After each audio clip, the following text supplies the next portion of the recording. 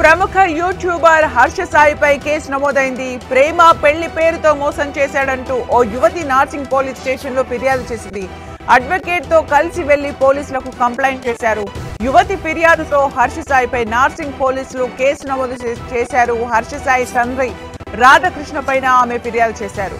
యువతికి ఓ సొంత production house ఉండగా హర్ష సాయితో కలిసి ఆమె ఓ సినిమా నిర్మించారు. శ్రీ పిక్చర్స్ బ్యానర్ లో హర్ష సాయి హీరోగా మెగా అనే మూవీని తీశారు. హర్ష సాయికి సోషల్ మీడియాలో విపరీతమైన ఫాలోయింగ్ ఉంది. తాను సంపాదించిన సొమ్ములో కొంత పేదలకు పంచిపెడుతూ పాపులారిటీ పొందిన హర్ష సాయిని కొద్ది రోజులుగా విమర్శలు చుట్టుముడుతున్నాయి. బెట్టింగ్ యాప్స్ ను అతను ప్రమోట్ చేస్తూ కోట్లు సంపాదించినట్లు సోషల్ మీడియాలో కొందరు ఆరోపించారు. ఇప్పుడు ఓ యువతి తనను పెళ్లి చేసుకుంటానని చెప్పి మోసం చేశాడంటూ ఓ యువతి పోలీస్ స్టేషన్ మెట్లెక్కింది. దీంతో హర్ష సాయి మరోసారి వార్తల్లో నిలిచాడు.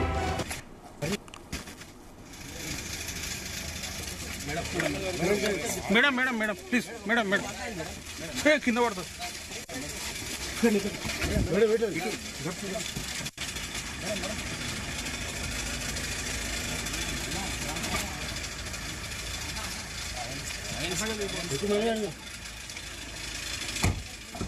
మేడం మేడం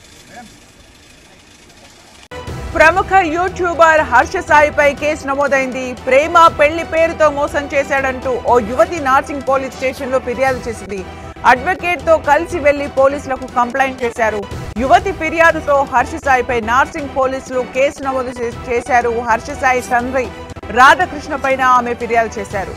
యువతికి ఓ సొంత ప్రొడక్షన్ హౌస్ ఉండగా హర్ష సాయితో కలిసి ఆమె ఓ సినిమా నిర్మించారు. శ్రీ పిక్చర్స్ బ్యానర్ లో హర్ష సాయి హీరోగా మెగా అనే మూవీని తీశారు.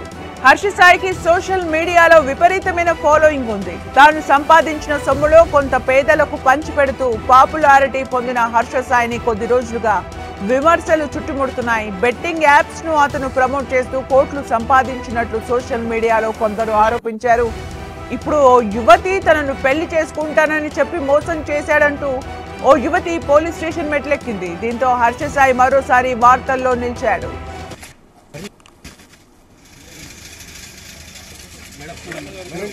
Madam madam madam please madam madam కింద పడుతుంది.